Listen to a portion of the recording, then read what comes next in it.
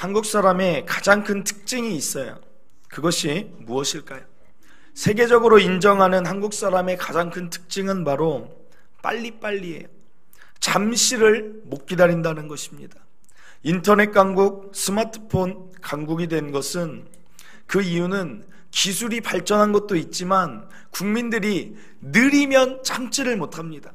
조금이라도 더 빠른 기술이 있는 통신사로 옮기고 인터넷으로 바꿉니다. 그러니 이렇게 빠른 것에 익숙한 고객들을 유치하기 위해서는 발전할 수밖에 없는 것입니다. 인터넷, 스마트폰뿐 아니라 모든 부분에서 빨리빨리 하고자 하는 게 우리나라의 국민성이라는 거예요.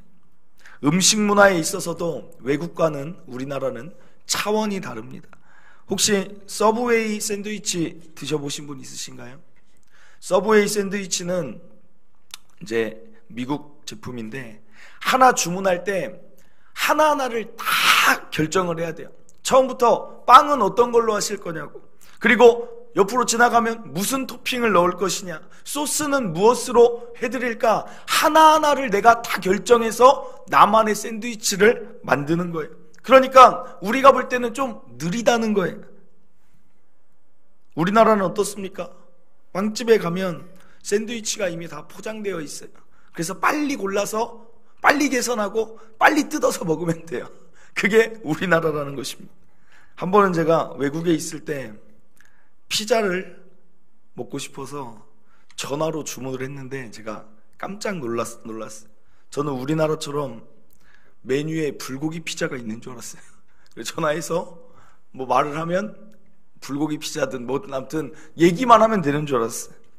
물론 일반 푸드코트에 가면 만들어 놓은 피자를 한 조각씩 팔기도 하는데, 전화로 주문하는데도 일일이 다 이야기를 해야 되는 거예요. 뭐 이건 어떻게 할지, 토핑은 어떻게 할지, 뭐가 들어갈지를 얘기하는데, 처음 이제 가서 그걸 주문하려니까 야채나 이런 이름을 모르겠어요. 그래서 제가 알아서 당신이 그러니까 이렇게까지 얘기했어요. 당신이 평소에 먹는 걸로 제발 보내주세요. 근데 전화도 안 끊어요. 그래, 괜찮대요. 말하래요. 그러면서 그분하고 저랑 30분을 넘게 통화해서 결국은 피자가 완성돼서 왔는데, 그런데 또 신기한 거는 친절하더라고요. 우리나라 같으면 전화 주문 얼마면 끝납니까? 5초면 끝날 5초, 10초면 끝날 거를 30분을 받으면서 하나하나 모르면 기다려주더라고요. 다시 설명해주고. 그만큼 이 사람들이 빠르지가 않다는 거예요. 빠르지가 않아요. 그런데 우리나라는 어떻습니까? 어떤 전화통화를 30분으로 피자 배달할 수가 없다는 거예요. 우리나라는 빨리빨리에 너무 익숙해져 있어요. 물론 빨리빨리가 좋은 점도 분명 있습니다.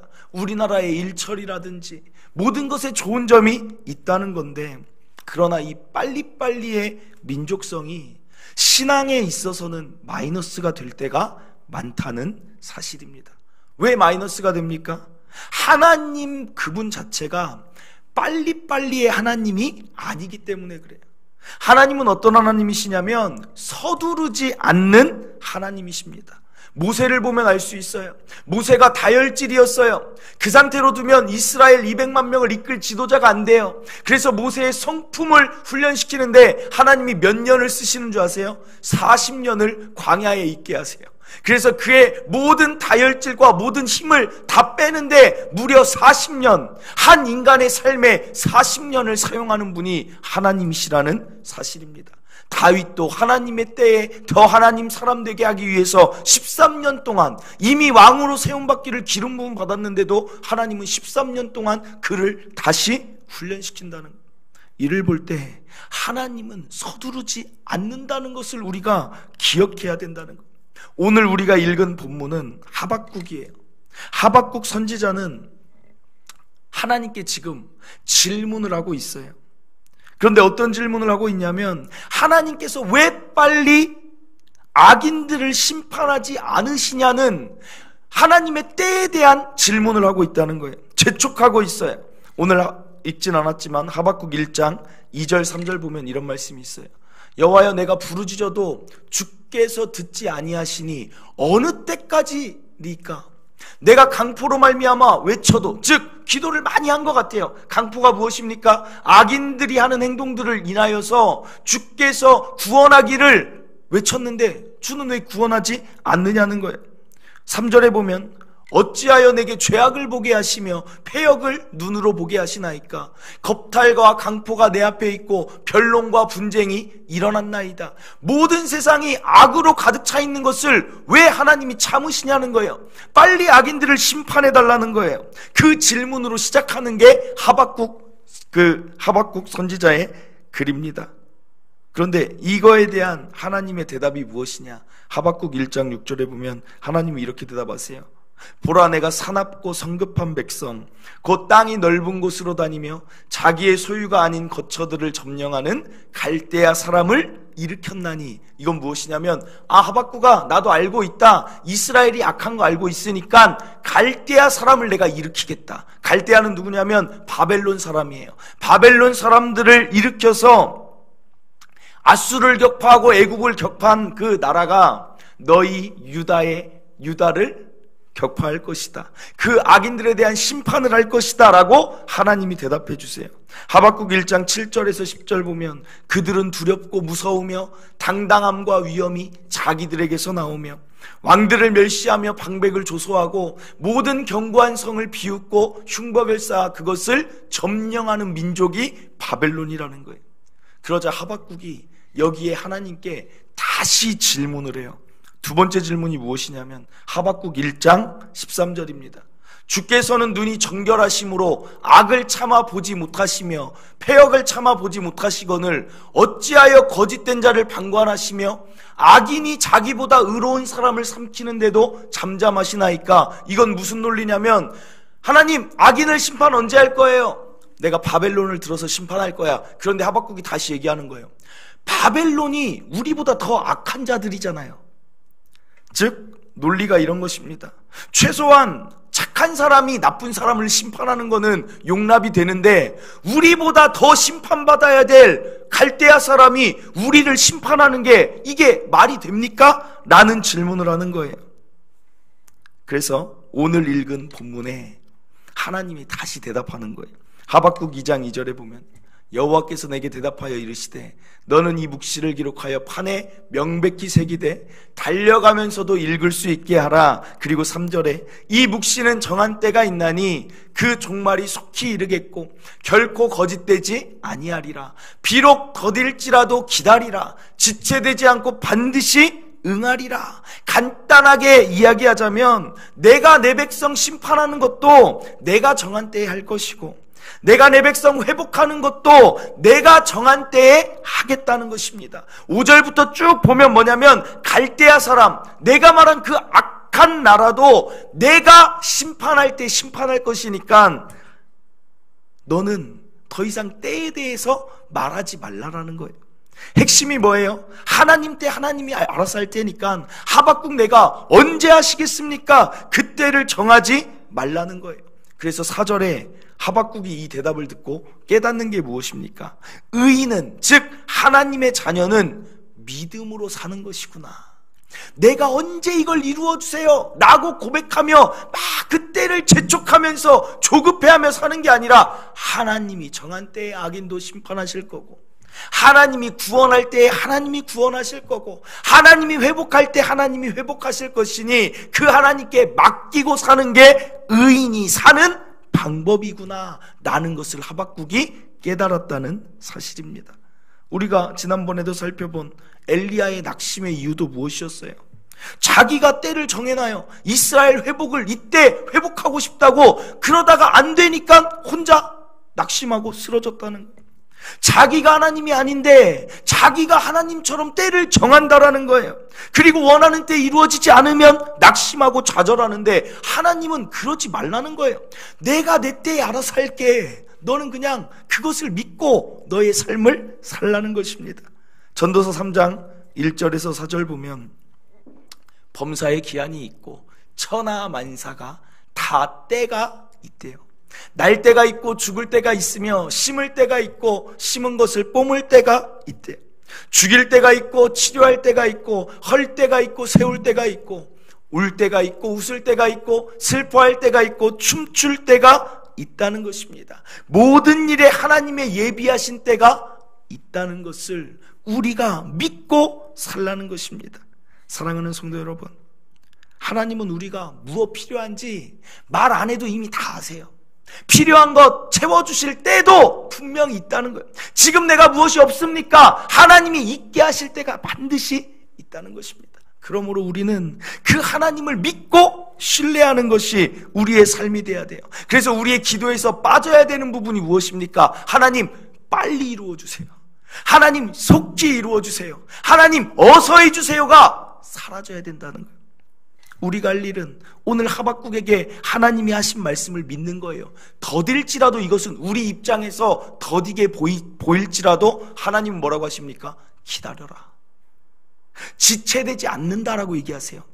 더디게 너희들이 보지만 그 일은 지체되는 게 아니야. 반드시 응할 때에 응하게 할 거라는 거예요. 제가 처음 교회 시작하면서 기도 제목이 무엇이었겠습니까? 본당의 의자를 바라보며, 새벽에 나와서 바라보며, 저녁에 나와 바라보며, 언제나 비어있는 의자를 보면서 기도하는 게 뭐였겠어요? 하나님 속히 부흥을 주시옵소서. 하나님 빨리 사람을 보내주시옵소서. 그러나 그게 제 마음대로 됩니까? 아니라는 거예요. 하나님 때에 하나님이 하신다는 거예요. 그런데 빨리 해달라는 기도를 드리면 어떤 마음이 드는 줄 알아요? 내가 기도를 많이 빨리 해달라고 했으니까 마음이 기도하고 후련한 게 아니라 마음 가운데 오히려 조급함이 계속 있어요. 빨리를 붙이면 계속 사람이 조급해지더라고요. 그래서 결국 어떤 마음이 들어요? 하나님은 아무렇지도 않은데 나 혼자 하나님한테 섭섭해요. 하나님, 제가 전도도 이렇게 열심히 하고, 하나님 설교 말씀도 준비 잘하고 열심히 증거하고, 하나님 성도들 오면 정말 잘 따뜻하게 그들 위해 기도하고 갈 수 있는데 왜 빨리 안 해주십니까? 나 혼자 삐지는 거예요. 나 혼자 섭섭한 거예요. 나 혼자 서운한 거예요. 하나님은 다 하나님의 그 타이밍이 다 있는데 조급한 마음 가지고 빨리를 외치는 자는 그 스스로 서운하다는 말씀입니다. 물론 초기에 있던 일입니다. 그래서 어느 날 밤에, 토요일 밤에는 설교 준비 다 하고 마무리를 하는 거죠. 이제 주일 예배 위해서 이제 성전에서 기도하는데 또 그 기도하는 거예요. 하나님 내일은 제발 빨리 보내주세요. 막 저 혼자만의 하나님 10가정을 20가정 믿음이 내 입을 크게 열라고 했으니까 더 해야 되나 혼자 뭐 하고 있는지를 모르겠어요. 하나님 때와 전혀 관계없이 나 혼자 말씀을 하나님 10가정 막 하면서 기도를 하는데 그래도 마음이 조급한 거예요. 그때 하나님이 주신 말씀이 무엇이냐면, 내가 내 교회를 세운다고 이미 너에게 말하지 않았느냐예요. 내 교회니까 내가 세우는데 왜 자꾸 네가 세우려고 하냐는 거예요. 그래서 제가 처음 4월 9일 날 설교한 게 뭐예요? 작년 첫 예배 때 내가 내 교회를 세운다, 하나님이 이 교회를 세웁니다 라고 하면서도 인간이 너무 망각이 심해요. 또 잊어버려요. 그래서 눈앞에 있는 상황 보면서 하나님의 말씀을 잊어버리고 또 조급하게 하나님 빨리 이뤄주세요 기도하는 저를 발견하고, 그때 이제 하나님께 기도합니다. 하나님 더 이상 조급한 마음 갖지 않겠습니다. 더 이상 서두르는 마음 갖지 않겠습니다. 하나님 때에 하나님이 교회를 세우실 걸 믿고 나의 마음 가운데 믿음을 더욱 주시고 평안함을 더욱 주시옵소서. 그렇게 기도하니까 이제 마음이 평안하고, 또 하나 신기한 것은 내 마음에 믿음이 있으니까 그때 하나님이 일하기 시작한다는 거예요. 이게 키포인트예요. 조급하다는 건 무엇입니까? 결론은 하나님을 믿지 않는다라는 소리예요. 내 마음이 조급하면 염려가 들어와요. 불안이 들어와요. 자꾸만 마음이 막 편안하지가 않아요. 그 마음 가지고 있는 자에게는 절대 하나님이 일을 이루시지 않아요. 상황이 아무리 나를 덮치려고 해도 마음의 평안을 지킬 때 그때가 하나님의 일하실 타이밍이라는 거예요. 마음이 평안할 때 믿음이 있다는 소리예요. 믿음이 있을 때 하나님이 일하십니다. 조급한 마음이 주는 유익은 아무것도 없다는 거예요. 한나가 기도하고 마음이 평안할 때 하나님이 사무엘을 주셨다는 거예요. 우리는 믿음의 스위치를 자꾸만 눌러야 돼요. 염려의 스위치를 누르면 하나님 일하시지 않아요. 하나님이 그 일을 통해 영광받지 않기 때문입니다. 믿음이라는 스위치를 붙잡으면 일하시는 줄 믿으시길 바랍니다. 인생에 풀리지 않는 문제 가운데, 아니면 어떤 것을 간절히 원할 때, 그때도 마찬가지예요. 하나님 언제 일하실 것입니까? 하나님이 안 도와주시면 어떡하지? 그 마음 품고 있으면 하나님 일하시지 않아요. 왜냐하면 도와주면 또다시 다른 문제가 인생에는 꼭 오잖아요. 그러면 그때 또 그 사람은 그 마음이에요. 하나님은 하나님의 자녀가 이렇게 하박국에게 이야기한 것처럼 믿음으로 굳건하게 살길 원하시지, 두려운 마음, 조급한 마음 가지고 살기 원하시지 않기 때문에 언젠가 한 번은 반드시 믿음의 훈련을 시키세요. 그래서 평안한 마음으로 기도하는 그 자가 되게끔 하나님이 하신다는 것입니다. 100% 믿음을 언제나 하나님이 우리에게 요구하시는 줄 믿으시길 바랍니다. 내 힘으로 안 되는 것 때문에 염려하고, 내 힘으로 안 되는 것 때문에 불안해하지 말고 믿으시길 바랍니다. 그럼 믿을 때 그냥 믿는 게 아니에요. 어떻게 믿고 기다리면 되는지, 첫째로 하나님의 약속을 100% 믿고 기다리는 거예요. 하나님은 약속하면 반드시 지키십니다. 내가 내 교회를 세우리라 성경 말씀에 있는 그 약속대로 하나님은 이루신다는 거예요. 때가 되면 하나님께서 만나게 할 자들을 만나게 하신다는 거예요. 교회를 자꾸 예로 드는 이유는 교회가 우리 눈으로 지금 보고 있잖아요. 함께 경험하고 있기 때문에, 보이기 때문에 교회를 예로 드는 것입니다. 하나님 때가 되면 사람들을 보내시는 게 하나님의 약속이고, 또한 제가 붙드는 약속의 말씀은 무엇이냐면 기도에 대한 말씀이에요. 너는 내게 부르짖으라 내가 내게 응답하겠다는 그 약속을 붙들고 기도한다는 거예요. 믿고 부르짖으면 하나님이 응답하시는 걸 믿고 기도하면서 기다리는 것입니다. 개척하고 가장 많이 부르짖었던 것은 여러 가지가 있지만, 또 하나는 성탄절에 대한 기도를 저는 많이 했어요. 성탄절이 이르기도 전에 한 5월, 6월 이때부터 저는 지금까지 썰렁한 성탄절을 보내본 적이 없어요. 그래서 성탄절을 위해서 기도를 했어요. 하나님, 우리 교회를 보니까 썰렁할 것 같아요. 성탄절에 뭐 순서 몇 개 나오지도 않을 것 같아요.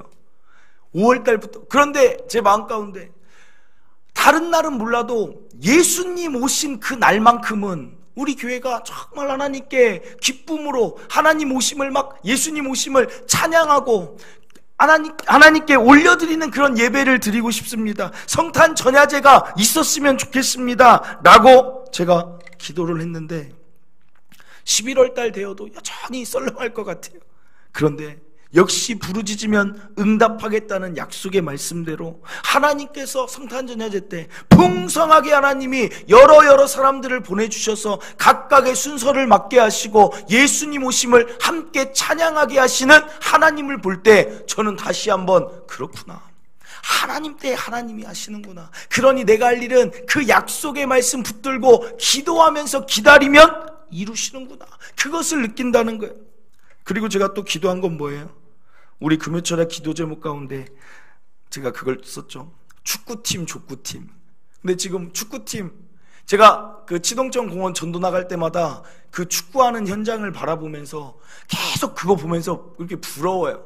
하나님, 우리 교회도 저기에 뒤에 등에 동탄 추천교회 새기고 저기서 막 신나게 남자들이 모여서 같이 축구하고 운동하는 일이 빨리, 그때도 빨리라고 했죠. 하나님 속히 이루어지길 바랍니다. 막 기도했는데 하나님의 정하신 때가 되니까 그 기도하면서 기다리다 보니까 지금은 성도들이 더 나와서 축구하자고 하면서 지금 벌써 2번째 축구했습니다. 또 기도한 것, 청년부 위해서도 제가 기도했어요. 하나님, 청년들이 있어야 됩니다. 청년들 모아주세요. 그랬더니 어제 1박 2일이지만 청년부 MT를 그래도 하나님이 하게 하시잖아요. 사역자 보내달라고 기도하면 하나님이 사역자 보내주시잖아요. 때가 되면 부르짖고 기다린 자에게는 반드시 응답하신다는 거예요. 사랑하는 성도 여러분, 약속의 말씀 붙잡고 기도하면서 응답하실 하나님 믿고 기다리시길 바랍니다. 낙심하고 좌절된 마음 가져봤자 아무것도 유익이 없어요. 그 마음 다 몰아내시고 그냥 나는 기도하면서 기다리겠다 라고 말씀 붙잡길 바랍니다. 저는 힘들 때마다 다시 붙잡는 말씀이 뭐냐면 늘 이 말씀, 이사야 41장 10절, 두려워하지 말라 내가 너와 함께함이라. 저는 이 말씀 꼭 붙잡아요. 놀라지 말라, 나는 내 하나님이 됨이라. 그래, 하나님이 내 하나님인데 내가 무엇을 놀라하냐. 내가 너를 굳세게 하리라. 참으로 너를 도와주리라. 참으로 나의 의로운 오른손으로 너를 붙들리라. 맞아, 하나님의 의로운 오른손이 반드시 내 앞에 나타날 것이니까 두려워하지 말아야지 라고 기다리는 약속의 말씀이 저와 여러분에게 더욱더 많아지기를 간절히 바랍니다. 어떤 상황도 하나님의 자녀를 압도할 수 없다는 것, 그게 바로 의인 하나님의 자녀가 믿음으로 세상을 살아가는 방법입니다. 둘째로 믿을 것은 하나님은 우리를 위해 항상 일하고 계심을 믿으시길 바랍니다. 기다릴 때 참 힘든 이유가 있어요. 힘든 이유 중에 하나가 뭐냐면 하나님이 침묵하는 것 같이 느껴지는 게 참 힘든 것 같아요. 하나님이 내 일에는 관심이 없는 것 같고 아무것도 안 하는 것 같을 때 사람이 힘들다는 거예요. 그런데 하나님은 뭐라고 말씀하세요?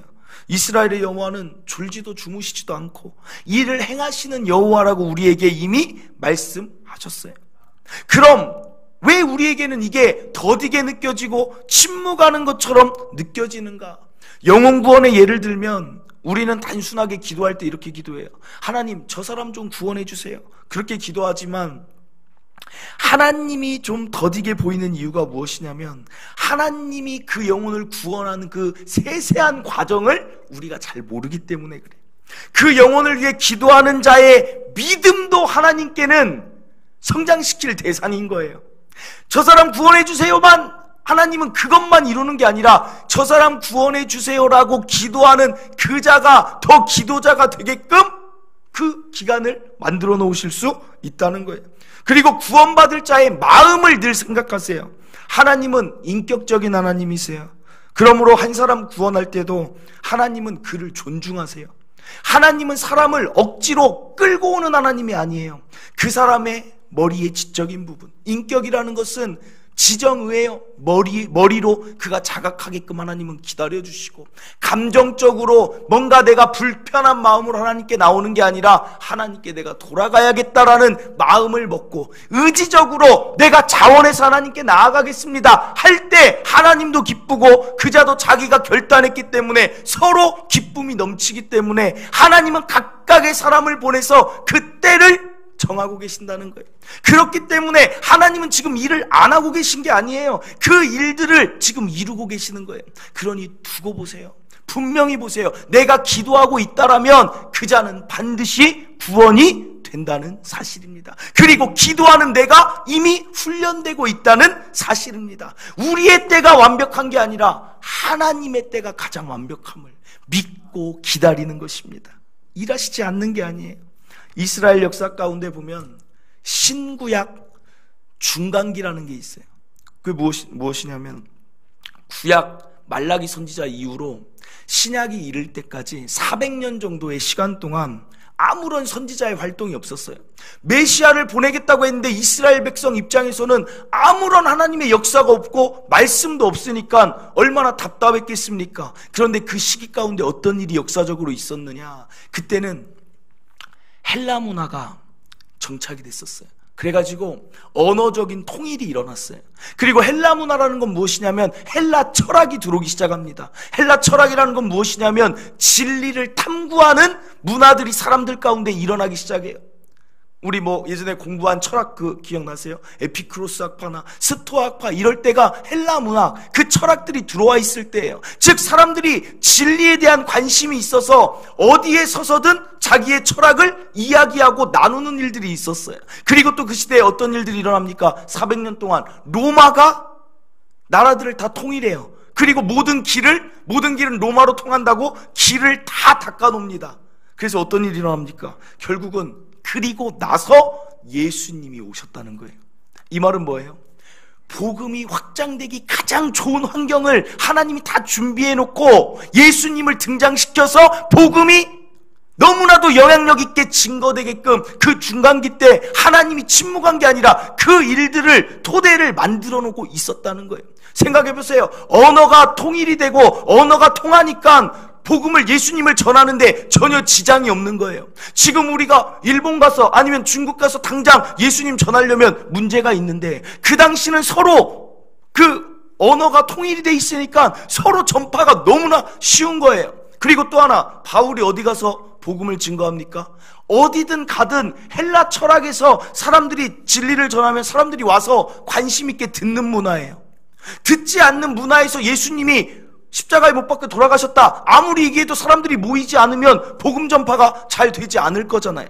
그런데 이미 모이는 문화예요. 그러니까 바울이 어디든 가서 서서 그 전파하는 곳에 입장해서 얘기만 하면 사람들이 와서 들어본다는 거예요. 아, 이 도가 그런 일이 있냐? 그 얘기 끝나고 나면 바울에게 가서 더 얘기해줘라. 그런 문화를 하나님이 만들어 놓으셨다는 거예요. 그리고 바울이 어디로 복음 전파하러 가요? 그 로마가 닦아놓은 길. 로마는 몰랐을 거예요. 자신들이 나라를 더 지배하기 위해 도로를 만든 줄 알았지만, 하나님 나라의 역사의 관점으로 보니까 하나님이 일하시기 위해 로마라는 나라도 선택했고, 복음이 확장될 수 있게 로마를 통해서 길을 확장하게 해놓고, 바울과 제자들이, 그 사도들이 그 길을 통해 복음을 전파할 수 있도록 하나님이 일하셨다는 사실입니다. 사랑하는 성도 여러분, 하나님은 우리가 생각하는 것보다 놀라우신 분이에요. 그렇기 때문에 하나님이 일하시는 때가 가장 완벽하다는 것을 믿고, 지금 뭔가 더딘 것 같이 느껴지면 정말 완벽한 계획들을 지금 하나님이 이루어가고 있다 믿고 기쁨으로 기다리시기를 바랍니다. 마지막으로 믿을 것은 하나님이 가장 좋은 것 주시는 줄 믿고 기다리시기를 바랍니다. 마태복음 7장 11절에 보면, 너희가 악한 자라도 좋은 것으로 자식에게 줄 줄 알거든 하물며 하늘에 계신 너희 아버지께서 구하는 자에게 좋은 것으로 주시지 않겠느냐. 지금까지 살아왔던 우리의 삶을 생각해 보세요. 하나님이 지금까지 우리에게 안 좋은 것 주신 적 있습니까? 우리 하늘 아버지가 안 좋은 것 주신 적 있으세요? 우리의 신앙을 한번 생각해 보세요. 지금 이 신앙을 갖게 될 때까지 얼마나 많은 좋은 사람들을 하나님이 붙여주셔서 우리가 오늘 이 신앙, 구원을 얻게 되는 신앙을 가지게 됐습니까? 좋은 목사님 만나게 하시고, 좋은 형제자매들 만나게 하시고, 좋은 교회 만나게 하셔서 여기까지 우리가 왔다는 거예요. 그리고 다시 말하지만 우리가 지금 이미 무엇을 받았어요? 이 세상에서 받아야 될 최고의 선물, 구원받았잖아요. 사실 구원받은 것보다 더 좋은 게 있습니까? 우리는 이미 천국 백성이에요. 지금 당장 죽는다고 해도 우리가 갈 곳은 어디냐면 하나님 나라, 그 천국, 그 좋은 천국에 가는데 우리가 다른 것 부러워할 게 무엇이 있습니까? 저는 사실은 이것 때문에 어떤 사람들은 저를 보면서 굉장히 신기해하는 사람들이 많았어요. 어떤 걸 신기해하냐면, 도대체 뭐 특별한 것도 없는 것 같은데 뭐 이렇게 자존감이 높아? 뭐가 이렇게 당당하고 자신감이 있어? 이런 얘기를 많이 들었어요. 어렸을 때부터. 야, 쟤는 뭐 제가 뭐 특별히 엄청나게 뭐 정우성같이 생긴 것도 아니고, 특별히 무슨 뭐 죄력가도 아닌 것 같고, 뭐 부모님을 잘 둔 것도 아닌 것 같은데 뭐가 그렇게 당당해? 막 이런 얘기들을 막 했어요. 근데 당당한 이유는 제가 어렸을 때부터 이 신앙이 있어서 그런 것 같아요. 나한테는 하나님이 계셔. 이 신앙. 다니엘이 뭐 때문에 당당합니까? 나 물과 채소만 먹을게요. 아니, 어디서 포로 주제에 뭐 하는 거야? 당당한 이유가 뭐예요? 하나님이 계셔. 너희에겐 없는 하나님이 계시고, 그 하나님은 나를 도와주셔. 이 마음 때문에 어딜 가든 당당한 거예요. 내가 이 세상에서 돈이 없다 할지라도, 내가 이 세상에 뭔가 굶주린다 할지라도 나는 하나님 나라에 내 집이 있어. 이 세상에서 내 집 지금 하나도 없어도 아무렇지도 않아요. 왜요? 이 세상 어차피 없어지잖아요. 내 집이 여기에 한 100채가 있어도 나 그거 하나 죽을 때 가지고 가는 거 하나도 없다는 거예요. 그냥 하나님 집에 내 집이 있다는 거. 영원히 평생 살 소유의 집이 이미 뭐예요? 분양이라고 해요? 분양 받아놨잖아요. 예수의 이름으로 분양 받아놨잖아요. 그러니까 이 땅은 내가 소유한 것 같아도 어차피 다 임대예요. 다 놓고 가야 돼요. 잠시 살면 되는 거지, 그것이 우리의 만족을 줘서는 안 된다는 것입니다. 얼마나 좋은 구원을 이미 우리에게 주셨고, 구원만 주셨습니까? 제가 추수감사주일날 말씀드렸잖아요. 이미 나에게 주신 이 두 다리, 이미 내가 볼 수 있는 이 눈, 이미 내가 생각할 수 있는 이 지혜들 주신 게 얼마나 많아요. 받을 것만을 생각하면 그 사람은 불행한 삶을 살아요. 앞으로 하나님께 더 받아야지, 어떤 것을 더 하나님 좋은 것 주실 거예요. 그럼 그 사람의 삶은 늘 부족한 인생을 살아요. 근데 이미 받은 것을 생각하고, 와, 이런 것도 주셨지, 받은 것을 기억하는 사람은 풍족한 인생을 산다는 사실입니다. 이번 주에 좀 몸살이 났어요. 월요일을 좀 안 쉬고 월요일도 성도들을 위해 기도해야지, 그래서 막 기도하고 그랬더니 역시 하나님이 월요일은 쉬라고 하시나 봐요. 몸이 고장났더라고요. 몸살 나가지고 오히려 3일 더 누워 있었어요. 저녁에 이제 출근은 했고 저녁 시간에도 나와서 이제 뭐 하려고 했는데, 저녁 시간에는 도저히 못 나오겠어서 누워 있었는데, 그때 또 감사가 되는 게 뭐냐면, 와, 열이 나니까 잠자는 게 그렇게 힘들더라. 잠이 안 와요. 식은땀이 나고 고열이 나니까. 그래서 야, 평상시에 잘 자는 것도 이렇게 큰 축복이구나. 그리고 몸이 아프면 소화도 잘 안 돼요. 소화가 안 되니까 배가 너무 아픈 거예요.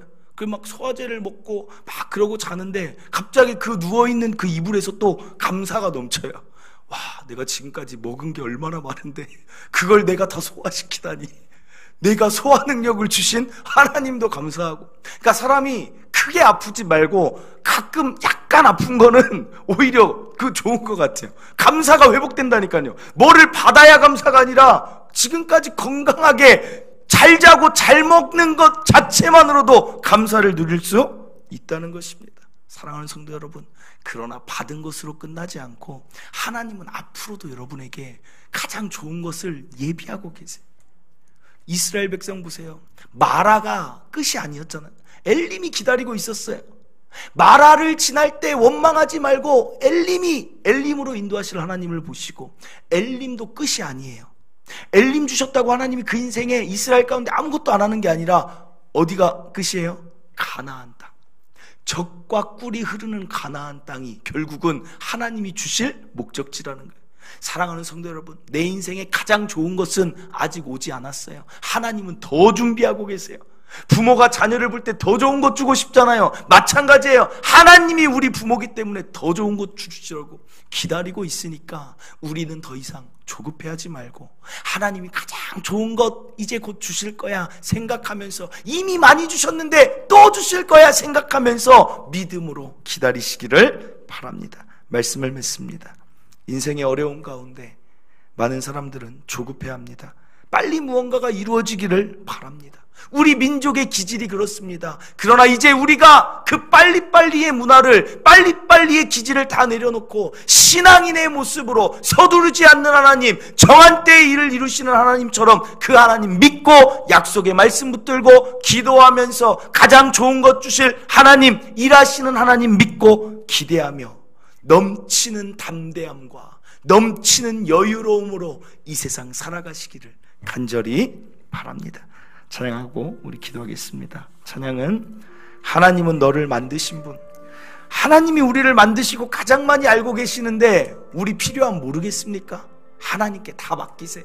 맡기시고 하루하루 즐겁게 기쁘게 감사함으로 사시기를 바랍니다. 함께 찬양하겠습니다.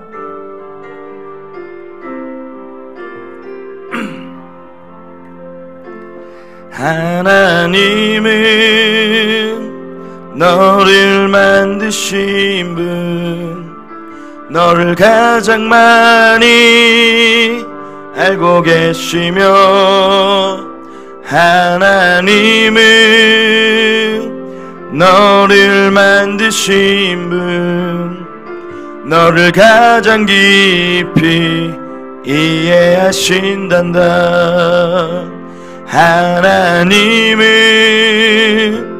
너를 지키시는 분, 너를 절대 포기하지 않으며, 하나님은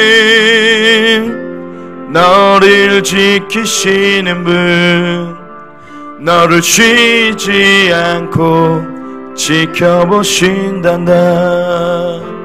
그의 생각 셀 수 없고 그의 자비 무궁하며 그의 성실 날마다 새롭고 그의 사랑 끝이 없단다. 하나님은 너를 원하시는 분, 하나님은 너를 원하시는 분, 이 세상 그 무엇 그 누구보다 하나님은 너를 원하시는 분, 너와 같이 있고 싶어 하신단다. 하나님은 너를 인도하는 분, 님은 너를 인도하 광야에서도 폭풍 중에도 하나님은 너를 인도하는 분, 푸른 초장으로 인도하신단다. 그의 생각 셀 수 없고 그의 자비 무궁하며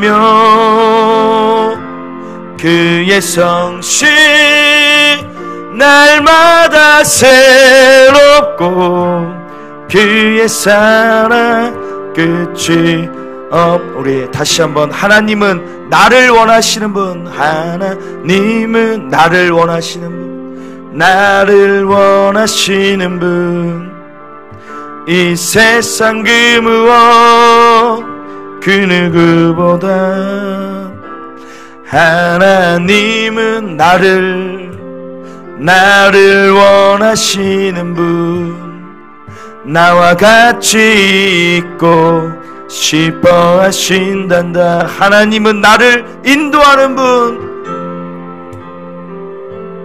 나를 인도하는 분, 광야에서도 폭풍 중에도 하나님은 나를 인도하는 분, 나를 푸른 초장으로 인도하신단다. 그의 생각 셀 수 없고 그의 자비 무궁하며 그의 성실 날마다 새롭고 그의 사랑 끝이 없단다. 아멘. 하나님이 우리를 만드셨어요. 하나님은 우리를 가장 잘 아십니다. 내가 무엇 때문에 힘든지 하나님이 아세요. 내가 지금 무엇을 가장 필요로 하는지 하나님이 아십니다. 그 하나님은 우리를 너무나 사랑하시고 우리를 인도하기 원하세요. 그러니 더 이상 걱정하지 마세요. 더 이상 낙심하지도 말고, 하나님, 내가 하나님의 자녀이니 하나님이 내게 필요한 거 다 공급하여 주실 걸 내가 믿는 믿음을 원하시는 줄 알겠습니다. 믿겠습니다. 의심하지 않겠습니다.